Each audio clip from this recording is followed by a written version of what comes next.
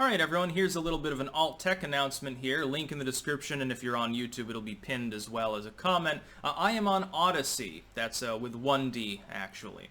I think that's on purpose. It's actually a takeoff of Library, which is a platform that I've already been on, and by the way I will be switching the links in the description of my videos starting tomorrow. I'll be doing that so that you're using the new link. This is basically the new way to connect with that network. Like, Library is still the parent company, but they developed a newer, sort of better look for how you can actually interact with the content there. The search feature's better. I've already gotten on there and tested things. It's a bit more user-friendly, more streamlined, and sort of the design of it makes more sense than Library's initial sort of stripped-down design. And actually there is, they did art that has their little mascot there that looks like a little astronaut dude in a garden with yours truly. Obviously the plant there that's depicted as leeks, and by the way the mushrooms in the background on that picture, which you might see on the site, those are not hallucinogenic. They're the kind that turn into ink. That's so that I can write more grimoires, I guess. But there is a link in the description, and much like with BitChute and Brighteon, this is another attempt to create a video alternative, and in the case of Library it also hosts images and so forth, an alternative to the big tech firms, and it's reasonably successful. And I know there are a number of people on the site that have tens of thousands of people following them. It is gaining steam over time, and again, as technology progresses and things get more user-friendly, more people tend to use these sites. One thing that I've suggested for all of these sites, and then I don't have a single favorite, so to speak, specifically because I support alt-tech in a more general sense because of my opposition to censorship in the tech world. What I've suggested is that people have gotten so used to certain types of formats that it makes no sense to make something highly novel. It makes more sense to almost use the same kind of formats that have already existed. So BitChute is vaguely like YouTube, except in its search, which is I would class ultimately as primitive at this point.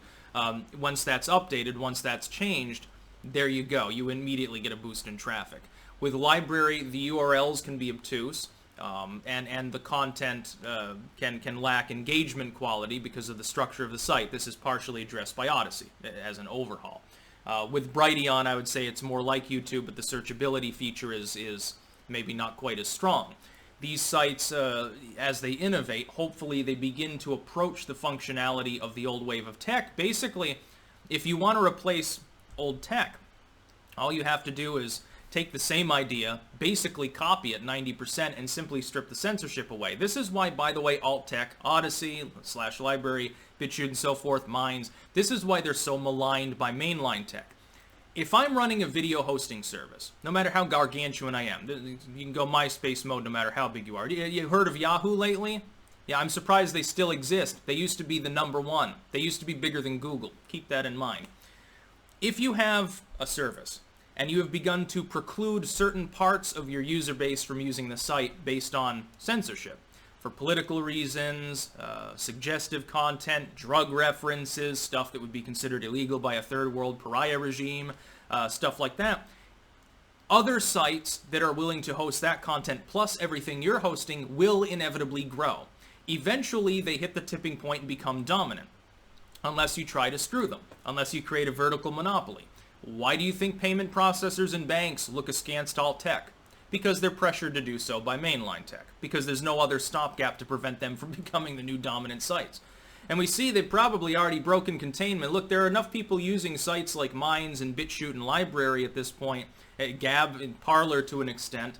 There are enough people using these sites for them to be viable, to be above board, to be profitable, potentially. We certainly see the ability for that to happen. There's no reason not to use them. And get well, the getting's good. If you're a content creator of any size whatsoever, you should be using Odysee and BitChute at a bare minimum. You should have a Minds page. You should absolutely use them. So far, I'd say the weak point is, ironically, despite the fact that it's technically the weakest of the big tech firms, Twitter having a replacement. Gab lacks engagement and can be an echo chamber. Parler's structure has problems. For instance, they still haven't taken care of the autoplay feature for Daily Motion videos, which means if I share them out there, if someone opens the page, all of a sudden I start talking to them like a triple-headed hydra. It becomes difficult. Is there an app for that? I wouldn't know because I'm a Luddite and I don't use a smartphone much. So yeah, you should definitely get on Odysee. I'm approaching 15,000 subscribers there. Look, I'm getting numbers on there on BitChute, some of these other sites that, 99.9% of users on mainline tech firms 100 times larger never even approach.